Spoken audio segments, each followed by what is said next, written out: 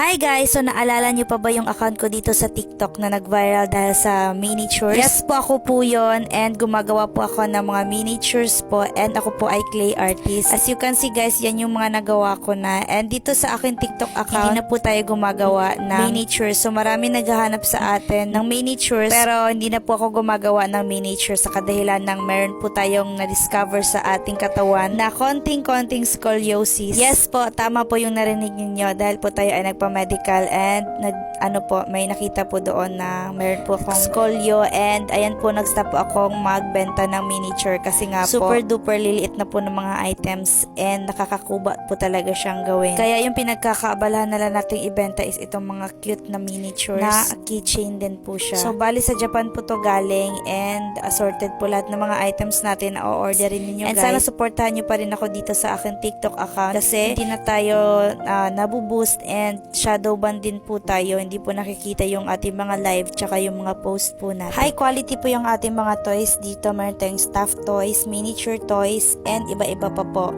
Kagaya na lamang po ng mga keychains. Yung iba po hindi po na-flex dito sa TikTok kasi nga nila live ko po. So yun lang guys, sana ma-appreciate nyo man lang kahit konti yung aking ginagawa dito sa TikTok, and salamat po sa mga nag-boost din ng TikTok shop para po makita nila yung iba natin mga items. Rest assured guys, yung mga items dito is super duper mura lang.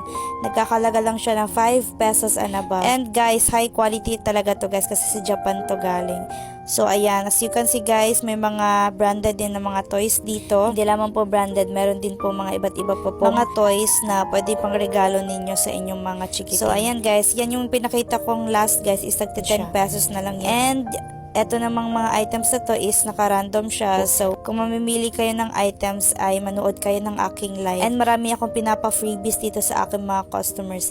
And ganito na yung itsura ng aking likod guys. And sa mga tatanong bakit ako nagkaskolyo, hindi po kasi ako gumagamit ng lamesa kasi nga po, mahirap pong, para sa akin mahirap pong gamitin yung lamesa kapag gumagawa ako ng miniatures. So, sana maintindihan nyo guys. And sana nasagot ko kung bakit wala na tayong miniature shop. Bye!